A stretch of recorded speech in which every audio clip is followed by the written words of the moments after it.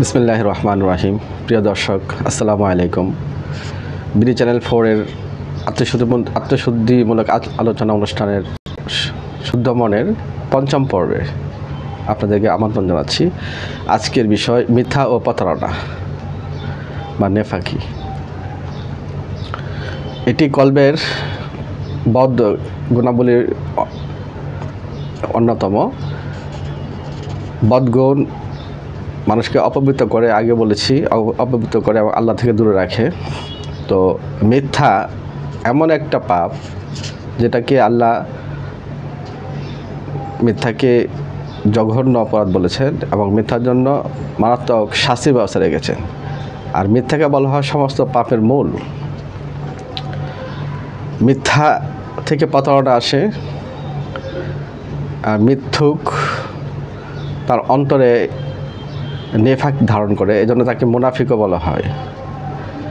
তো মিথ্যা সম্বন্ধে আল্লাহ কোরআনে পাক কি বলেছেন আসুন আমরা শুনি।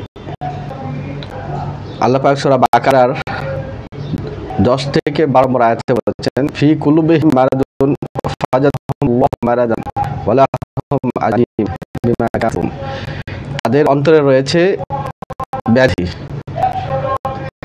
আর সেই ব্যাধিকে আমি আরো বৃদ্ধি করি। তাদের জন্য নির্ধারিত শাস্তি আযাব, কেননা তারা মিথ্যা বলে। তার মানে মিথ্যা বলার কারণে আল্লাহ তাদেরকে আযাবের স্বীকার করবেন, আল্লাহ নিজে ঘোষণা দিচ্ছেন। আর এটাকে একটি বদ গুণ এবং অসুখ বা একটা অসুস্থতা বর্ণনা করেছেন। তো আমরা জানি আমাদের মধ্যে অনেক মানুষ আছে ইমানদার মুসলিম দাবি করি, আমাদের ভিতরে মিথ্যা বলার প্রবণতা। আজকে সমাজের সর্বত্র মিথ্যার জয়গার।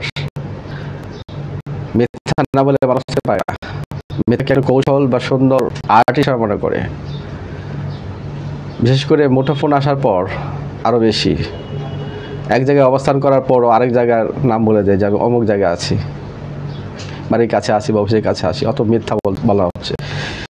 অর্থাৎ ছোট ছোট বিষয় মানুষ এখন মিথ্যা বলে, এটা কি কোনো পাপ বা কোনো অপরাধ মনে করছে না, অপরাধ বোধ জাগ্রত হয় না।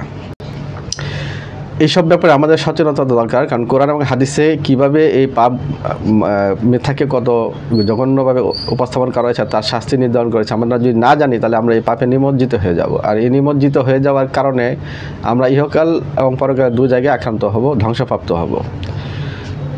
সেজন্য আমরা আজকে এই আমাদের অনুষ্ঠানে আত্মশুদ্ধি অনুষ্ঠানে মিথ্যা প্রতারণার আলোচনার বিষয় করেছি। দর্শক মণ্ডলী, আমরা মিথ্যা থেকে দূরে থাকব। আর মিথ্যার কারণে আমাদের যে ইহকাল পরকাল ধ্বংস হবে সেদিকে সবসময় খেয়াল রেখে সবসময় সত্যবাদী আল্লাহর সাদিক বান্দা হওয়ার চেষ্টা করব। কারণ সিদ্দিক বান্দা বা সাদিক বান্দার জন্য অনেক পুরস্কার রয়েছে, আর মিথ্যাবাদীর জন্য রয়েছে পানিশমেন্ট। সূরা তাওবায় আল্লাহ আরও উল্লেখ করেন যে পরিণামে তিনি তাদের অন্তরে নেফাক রেখে দিয়েছেন সেদিন পর্যন্ত যেদিন তার সাথে সাক্ষাৎ করা হবে, অর্থাৎ আল্লাহর সাথে সাক্ষাৎ করবে। তারা আল্লাহকে যে ওয়াদা দিত তা ভঙ্গ করেছে এবং মিথ্যা বলার কারণে। তার মিথ্যা বলার কারণে এবং এই ওয়াদা ভঙ্গ করার কারণে আল্লাহ তাদেরকে মুনাফিকদের ভিতর অন্তর্ভুক্ত করেছেন, তাদের অন্তরে নেফাক রেখে দিয়েছেন। আল্লাহ বলছেন নেফাক ইনসার্ট করে দিয়েছেন। তাহলে ওয়াদা ভঙ্গ করা এবং মিথ্যা বলার কারণে তাদের ভিতরে নেফাক বা প্রতারণা বা দ্বিমুখী যে বৈশিষ্ট্য সেগুলা প্রবেশ করে দেওয়া হয়। তাহলে আমরা এই মিথ্যার থেকে যদি আমরা দূরে না থাকি তাহলে আমরা এভাবে আল্লাহর আযাবে গ্রেফতার হব এবং সেই আযাবে আমরা ইহকাল পরকালের ধ্বংসের সম্মুখীন হব। আল্লাহ সাক্ষাৎকারের সময় আল্লাহর সাথে আল্লাহকে রাগান্বিত অবস্থায় পাবো এবং আল্লাহ আমাদের ওই সব পাপের কারণে ওই ব্যক্তিকে বা মিথ্যাচারীকে এবং প্রতারককে দুজকের শাস্তি এবং দুজকে ভয়ানক শাস্তির দ্বারা তাকে শাস্তি দান করবেন। আল্লাহ পাক আরও বলেন, যে বিষয়ে তোমার কোনো জ্ঞান নেই তার অনুসরণ করো না। অর্থাৎ অনেক সময় আমরা এরকম করি যে একটা তথ্য পেলাম কিন্তু তথ্যকে যাচাই করলাম না করে অনুসরণ করি বা মানুষের সামনে এটা বর্ণনা করতে থাকি। সেটা বনি ইসরাঈলের 36 নম্বর আয়াতে আল্লাহ এটাকে নিষেধ করে দিয়েছেন, কারণ এটা ভয়াবহ এটা মিথ্যা হইতে পারে, সন্দেহ যাচাই বাছাই না করার কারণে অনেক মিথ্যা সমাজে ছড়িয়ে পড়তে পারে। রাসূল সাল্লাল্লাহু আলাইহি ওয়াসাল্লাম এই বিষয়ে বলেন, মানুষ যখন মিথ্যা বলে তখন তার মুখের দুর্গন্ধে ফেরেশতাগণ তার থেকে 1 মাইল দূরে চলে যায়। তিরমিজি শরীফ 1972 নম্বর আয়াত। তো বুঝতে পারছেন যে মিথ্যা বলার কারণে মিথ্যুকের নিকট থেকে ফেরেশতারা, আমাদের সাথে অনেক ফেরেশতা থাকে, নেগাবান ফেরেশতা আমাদেরকে সাহায্য সহযোগিতা করার জন্য, সেই ফেরেশতারা দূরে সরে যায়। আর যখন নেগাবান ফেরেশতারা 1 মাইল দূরে সরে যাবে তখন শয়তান এবং শয়তানের বাহিনী আপনার কাছে আসবে এবং আপনাকে আক্রান্ত করবে, বিভিন্ন পাপে নিমজ্জিত করবে। তাহলে এমন কাজ আমরা অবশ্যই করবো না যেন ফেরেশতারা দূরে সরে যায়। ফেরেশতারা দূরে সরে যাওয়ার কারণে আপনার থেকে নূর দূরে সরে যাবে, আর আপনাকে যারা পথ দেখাবে, পথভ্রষ্টতার থেকে বাঁচাবে, তারা দূরে সরে গেলে আপনি পথভ্রষ্ট হয়ে যাবেন। রাসূল সাল্লাল্লাহু আলাইহি ওয়াসাল্লাম আরও বলেন, কোনো কথা শুনে যাচাই বাছাই না করে বলে বেড়ানোই মিথ্যাবাদী হওয়ার জন্য যথেষ্ট। অর্থাৎ আমরা যখন কোনো কিছু বলবো অবশ্যই যাচাই বাছাই করব। যাচাই বাছাই না করে যদি কোনো কিছু বলে ফেলি, বিশেষ করে এখন বর্তমানে ইউটিউব, ফেসবুকের মাধ্যমে আমরা সব এই কাজগুলো খুব বেশি করে শেয়ার করি, অথচ জানি না তথ্যটা সঠিক কিনা। এভাবে আমরা অন্য মানুষের ক্ষতি করি, অন্য সমাজের ক্ষতি করি, রাষ্ট্রের ক্ষতি করি, মানুষকে অপমান করি। এজন্য আমাদের প্রথমে তথ্য উদ্ঘাটন করতে হবে যে তথ্যটা কোত্থেকে আসলো, কার মাধ্যমে আসলো। কোনো মিথ্যুক ব্যক্তির কাছ থেকে যদি আসে তাহলে এটা অবশ্য গ্রহণ করা যাবে না। আর আপনি না জেনে যখন না বাছাই করে বলতে থাকবেন তখন আপনি মিথ্যাবাদীর অন্তর্ভুক্ত হয়ে যাবেন। আর দুনিয়াতে এই মিথ্যাবাদীরও মানে সমাজের সম্মান নষ্ট হয়, আর পরকালে তো আযাব এবং মানুষের ক্ষতি হওয়ার কারণে, সমাজের ক্ষতি হওয়ার কারণে আপনি আল্লাহর আযাবের শিকার হবেন। তো এগুলো থেকে আমরা বেঁচে থাকব। তো নেফাকের সম্বন্ধে একটু আলোচনা করি। নেফাক সম্পর্কে, নেফাক হচ্ছে দ্বিমুখিতা, অর্থাৎ ভিতরে অন্য জিনিস, অর্থাৎ ইমানহীনতা লালন করে প্রকাশ্যে নিজেকে ইমানদার বলা বা ইমানদার উপস্থাপন করা বা ভালো মানুষ হিসেবে উপস্থাপন করা, এটাকে বলে নেফাক। নেফাক মানে গোপন, নিজেকে গোপন রাখা। অর্থাৎ ভিতরে সে ভালো মানুষ না, কিন্তু সে নিজে মানুষের সাথে মিশে ভালো মানুষের আচরণ করে, বন্ধু হিসেবে আচরণ করে, আসলে এরা ক্ষতি করে। এটা একটা প্রতারণা। নেফাক একটা প্রতারণা, নেফাক একটা বদগুণ। সেই বদগুণের কারণে সে প্রতারণা করে, প্রতারণাটাই তার লক্ষ্য থাকে। আল্লাহ বলেন, আল্লাহু ইয়াশহাদু ইন্নাল মুনাফিকিনা লা কাযিবুন। আল্লাহ সাক্ষী হিসেবে যথেষ্ট যে মুনাফিকরা অবশ্যই মিথ্যাবাদী। লা কাযিবুন লামে তাকিদ দ্বারা আল্লাহ আরও এটাকে নিশ্চয়তা দিয়েছেন যে ওরা অবশ্যই মিথ্যুক। তাহলে মুনাফিকরা মিথ্যুক। আরেক জায়গায় আল্লাহ পাক বলেন, কোরআনের পাকে আরেক জায়গায়, ইন্নাল্লাহা জামিউল মুনাফিকিনা ওয়াল কাফিরিনা ফি জাহান্নামা জামিআন। অর্থাৎ সূরা নিসা 140 নম্বর আয়াত। নিশ্চয়ই আল্লাহ মুনাফিকদেরকে এবং কাফিরদেরকে জাহান্নামে একীভূত করে শাস্তি দেবেন, একত্রে রাখবে, একত্রে রেখে শাস্তি দিবেন। অন্যত আরও বলেন, ইন্নাল মুনাফিকিনা ফি দারকিল আসফাল মিনান নার। সূরা নিসা 145 নম্বর আয়াত। ওইখানে আল্লাহ পাক বলতেছেন, ওই সূরা 145 নম্বর আয়াতে তাদেরকে রাখা হবে দারকিল আসফাল, অর্থাৎ দোজখের সর্বনিম্ন স্তরে। অর্থাৎ কাফেরদের যে মানে দুদকের যে জায়গাটা হবে তার থেকে আরও নিচে, মানে আরও বেশি শাস্তি মানে দেওয়া হবে তাকে। কেননা মুনাফিক বা নেফাক যারা আছে তারা কাফেরের চেয়ে বেশি ভয়ঙ্কর, কারণ কাফেররা প্রকাশ্যে শত্রু, মুনাফিকরা বন্ধু সেজে বন্ধুরূপী শত্রু। এই জন্যই মুমিনদের জন্য অত্যন্ত ক্ষতিকারক, সমাজের জন্য ক্ষতিকারক, সবার জন্য ক্ষতিকারক। এই জন্য আল্লাহ এই বৈশিষ্ট্য যার থাকবে তাকে মারাত্মকভাবে দুদিকে পানিশমেন্ট দিবেন। চতুর্দিকে তাকে বলা হয়েছে যে চতুর্দিকে আটকে দিয়ে তাকে চতুর্দিকে আগুন লেলিয়ে দেওয়া হবে। সূরা বাকারায় আল্লাহ পাক আরো বলেন, ইউখাদিউনা আল্লাহা ওয়াল্লাযিনা আমানু ওয়া মা ইয়াখদাউনা ইল্লা আনফুসাহুম ওয়া মা ইয়াশউরুন। অর্থাৎ তারা আল্লাহ এবং মুমিনদেরকে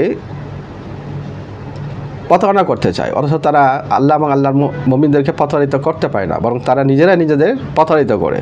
তাহলে এই যে যারা মুনাফিক বা নেফাক ধারণ করে আছে অথবা প্রতারণার বৈশিষ্ট্য যাদের ভিতরে আছে, তারা মনে করে তারা লাভবান হচ্ছে, তারা অন্যের ক্ষতি করছে, দিন ধর্মের ক্ষতি করছে, আল্লাহর মুমিনদের ক্ষতি করছে। আসলে কারো ক্ষতি সে করতে পারে না, সে নিজেরই ক্ষতি করছে। প্রকারান্ত সে দুজকে যাবে, সে তো তার ভয়াবহ ক্ষতি পরকালে। আর ইহকালে মানুষ তাকে মুনাফিক বা বাজে মিথ্যাবাদী প্রতারক প্রবঞ্চক হিসেবে মানুষের কাছে চিহ্নিত হবে। মানুষ তাকে সম্মান দিবে না, মানুষ তাকে মানে ধিক্কার দিবে। এই যে ধিক্কার, অসম্মান সমাজে, পরিবারে, রাষ্ট্রে পাবে, এটা তার জন্য দুনিয়াতে অনেক বড় আযাব, আর পরকালে তো আযাব আল্লাহর কাছে রয়ে গেছে। তো দর্শক মণ্ডলী, এই নিফাক এর সম্বন্ধে রাসূলুল্লাহ সাল্লাল্লাহু আলাইহি ওয়াসাল্লাম আরও বলেন যে মুনাফিকের বৈশিষ্ট্য 3টা। যখন সে কথা বলে সে মিথ্যা বলে, যখন সে ওয়াদা করে ওয়াদা ভঙ্গ করে, আর যখন তার কাছে কোনো আমানত রাখা তখন খেয়ানত করে। তাহলে এই জিনিসগুলো দেখেন মুনাফিকের ভিতরে আছে, প্রতারণা করা, ওয়াদা ভঙ্গ করা, এভাবে সে অন্যের ক্ষতি করে। তো এই বৈশিষ্ট্যগুলো যাদের আছে তারা কিন্তু অপবিত্র হয়ে যায়, কলবের দিক থেকে অপবিত্র। তো মানুষ মুসলমানদের মধ্যে যারা আরও কলবকে পরিশুদ্ধ করতে চায়, আমাদের আলোচনার বিষয় হচ্ছে আত্মার পরিশুদ্ধি। তো আত্মার পরিশুদ্ধি করতে হলে এই বৈশিষ্ট্যগুলো যার থাকবে সে তো অপবিত্র থেকে যাবে, পবিত্র হতে পারবে না। এই পবিত্র আত্মা অর্জন করা, পবিত্র মন অর্জন করা, দিল অর্জন করার জন্য এই মিথ্যা বলা পরিত্যাগ করতে হবে, প্রতারণামূলক কার্যকলাপ থেকে পরিত্যাগ করতে হবে, তবে সে পবিত্র আত্মা অর্জন করতে পারে। আর মিথ্যা যেহেতু সমস্ত পাপের উৎস, সে মিথ্যা তাদেরকে যাবতীয় খারাপের দিকে নিয়ে যাবে, সমস্ত পাপের দিকে নিয়ে যাবে, তাহলে তো সে ধ্বংস হয়ে যাবে। তাহলে মিথ্যা এই জন্য মিথ্যাকে কবিরা গুনাহ হিসেবে চিহ্নিত করা হয়েছে। কবিরা গুনাহ অনেক বড় গুনাহ, আর মিথ্যা সমস্ত পাপের মা হিসেবে চিহ্নিত করা হয়েছে। তাহলে আমরা কখনো মিথ্যা কথা বলবো না।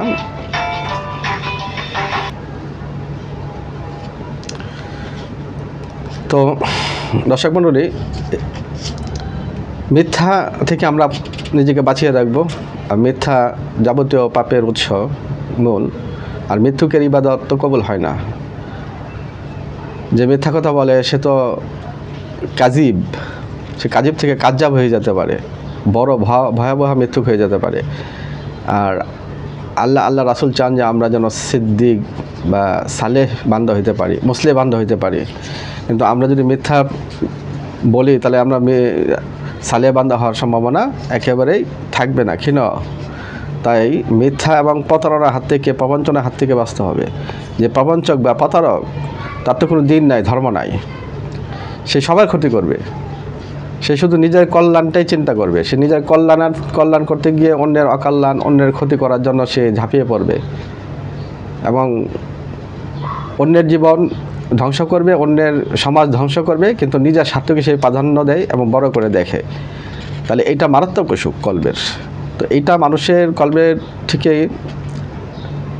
পবিত্র করতে হবে, সরিয়ে ফেলতে হবে। এবং এটার জন্য আল্লাহর ভীতি, ক্ষুধা ভীতি এবং আল্লাহর যে পানিশমেন্ট রেখেছেন, এগুলো যদি নিজের দিলকে বা নিজে বারবার আমরা যদি কোরআন হাদিস পাঠ করি এবং শুনি এবং আলোচনা করি, তাহলে আমাদের ভিতরে সেই ভয় পয়দা হবে, ক্ষুধা ভীতি পয়দা হবে যে না, আমরা সাদিক বান্দা বা সালে বান্দা হব, মিথ্যুক না, প্রতারক না এবং মুনাফিক হব না। কারণ মুনাফিকের স্থান কোথায় আল্লাহ নির্ধারণ করে দিয়েছে আমরা জানছি। আর মিথ্যুকের অবস্থান কি হবে? মিথ্যার কোনো সাক্ষী গ্রহণ করা হবে না, পরকালে কোথাও কোনো সাক্ষী গ্রহণ করা হবে না, পৃথিবীতে কোনো সাক্ষী আদালতে সাক্ষ্য গ্রহণ করা হয় না। তাইলে আমরা এইসব কলবের পরিশুদ্ধির জন্য ওই মিথ্যা, প্রতারণা এবং প্রবঞ্চনা থেকে নিজের দিকে মুক্ত রাখবো। আর আল্লাহ প্রিয় বান্দা হওয়ার জন্য আরও যা যা করা দরকার সেগুলো আমরা করব। অন্যথায় আমরা শুদ্ধ বা কলধারী হতে পারবো না। শুদ্ধ বা কলধারী না হতে পারলে আমাদের মূল লক্ষ্য অর্জিত হবে না। সবসময় একটা শুদ্ধ আত্মা, শুদ্ধ মন তৈরি করার জন্য আমাদের সর্বদাই সচেষ্ট থাকতে হবে। এক পলকের জন্য আমরা যেন আমাদেরকে আমাদের নফসের হাতে না ছেড়ে দিই বা শয়তানের হাতে না ছেড়ে দিই। আমাদের এই শয়তানি বৈশিষ্ট্য, বদ স্বভাবগুলো যত পারি কমিয়ে আনার জন্য, যত পারি আমরা সেগুলোকে দমন করে রাখবো। তো মিথ্যার জন্য শাস্তি আছে দুনিয়াতে, মিথ্যা থেকে বাঁচার জন্য আল্লাহর ভয়, ক্ষুধা ভীতি আছে এবং প্রতারণা করার কারণে দুনিয়াতে অনেক আক্রান্ত হওয়ার ভয় আছে, পরকালে শাস্তির ভয় তো আছেই। তাইলে আমরা এই কাজগুলো থেকে বিরত থাকব। যেহেতু আমরা শুদ্ধ আত্মা, শুদ্ধ মন এই অনুষ্ঠানের মাধ্যমে প্রচার করছি কীভাবে অর্জন করা যায়, তো আমরা অন্যান্য বিষয়গুলো আগে যেগুলো আলোচনা করেছি সেগুলো তো করবই। আর এই মিথ্যা থেকে সবচেয়ে বেশি বেঁচে থাকার চেষ্টা করব। আর সবচেয়ে বড় মিথ্যা আমার দৃষ্টিতে আল্লাহর তাওহীদের সাথে শিরক করা। এই জন্য আল্লাহ পাক ইন্না শিরকা আল্লাহ জুলমান আজিম, শিরকে সর্বোচ্চ জুলুম বলেছেন।